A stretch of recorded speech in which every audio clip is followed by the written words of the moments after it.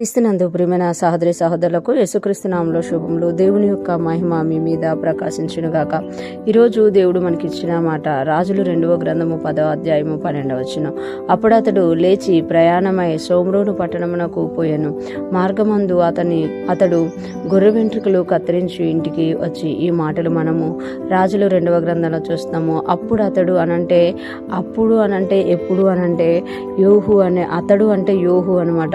ఏలియా ప్రవక్త ద్వారా యోహు ఆహాబు కుటుంబకులను హతం చేయడానికి అభిషేకించబడినట్లుగా మనం చూడగలం. ఎలీసా ప్రవక్త ఎప్పుడైతే తన శిష్యులను పంపి యోహును అభిషేకించారో ఆహాబు కుటుంబకులను హతం చేయడానికి యోహు బయలుదేరి ఆ ఆహాబు కుటుంబకులను హతం చేస్తూ వస్తున్నట్టుగా మనం చూడగలం.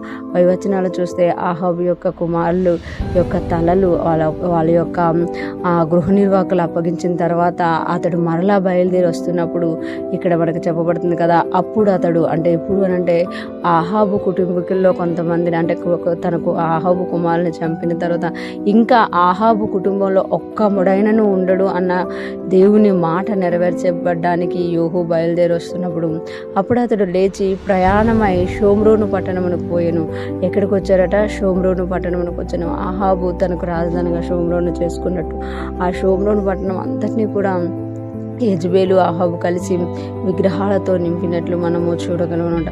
ఎప్పుడైతే వాళ్ళు లేచి ప్రయాణమై వస్తున్నారో ఆయన షోమ్రోను పట్టణమునకు వస్తున్నట్టుగా ఇక్కడ మనం చూడగలమన్నమాట. అంటే ఎప్పుడైతే మనం దేవుడు అభిషేకించినప్పుడు ఆ అభిషేకమును తీసుకొని మనము దేవుని కార్యాలు చేయడానికి వెళ్తూ ఉంటాము. పట్టణాలని దేవుడు శత్రువులని మనకి అప్పగిస్తారు అని ఇక్కడ తెలియచేయబడుతుంట.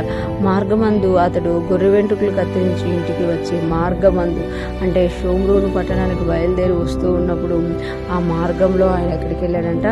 గొర్రె వెంట్రుకలు కత్తిరించి ఇంటికి వచ్చాను. గొర్రె వెంట్రుకలు కత్తిరించడం అనేది ఇశ్రాయేలీల్లో ఒక పండగగా అంటే ఒక సెలబ్రేట్ డేగా చేసుకుంటామట. ఆ గొర్రెలన్నిటినీ ఒకటేసారి ఆ గొర్రె బచ్చి కత్తిరించి ఆ రోజు విందు చేసుకున్నట్టు అనేక మందికి పిలుచుకుంటున్నట్టు మనము బైబిల్ గ్రంథంలో చూడగలం.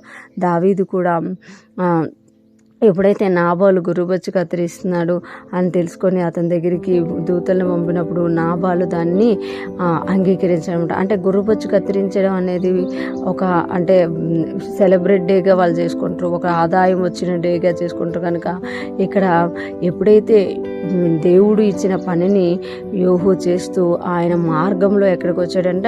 గొర్రెబొచ్చు వెంట్రుకలు కత్తిరించి ఇంటికి వచ్చాడు అని అంటే ఒక ఆనందదాయకమైన స్థలంలోకి వచ్చాడు. ఆ తర్వాత మళ్ళీ మనం చూస్తే అతడు మళ్ళీ ఆహాబు కుటుంబీకులు వెతుకుతూ హతం చేసినట్లుగా మనం కింద వచనాలు చూస్తూ యెజబేలు వరకు వెళ్ళినట్లుగా మనము చూడగలుగుతూ ఉంటాం. ఈరోజు ఫ్రెష్ మనం వింటున్న ప్రతి ఒక్కరూ జ్ఞాపకం చేసుకోవాలి.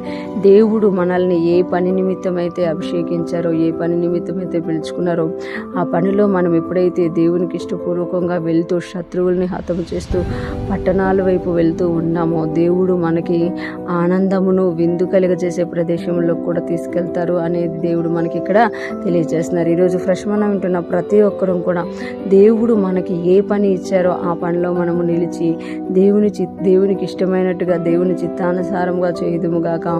ఆనందమును సంతోషమును కలిగి అనేకులకు ఆశీర్వాదకరంగా మనము మారుదుముగాక. ఆమేన్.